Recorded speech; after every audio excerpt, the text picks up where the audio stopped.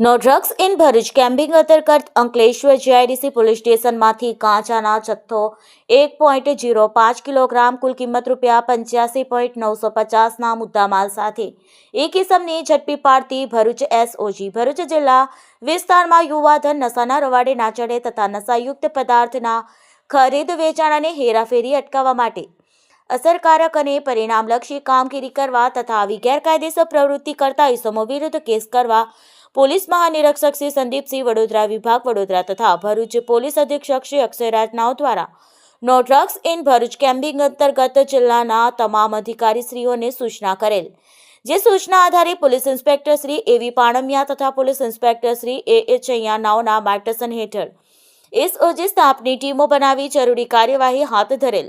SOG team દ્વારા જિલ્લામાં અસરકારક પેટ્રોલિંગની કામગીરી હાથ ધરવામાં આવેલ દરમિયાન હેડ કોન્સ્ટેબલ સુરેશભાઈ રામસિંહભાઈ નાઓને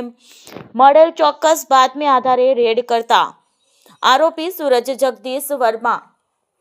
નાઓને પોતાના કબજા ભોગવાટની દુકાનમાં વનસ્પતિજન્ય ગાંજાનો જથ્થો 1.0605 કિલોગ્રામ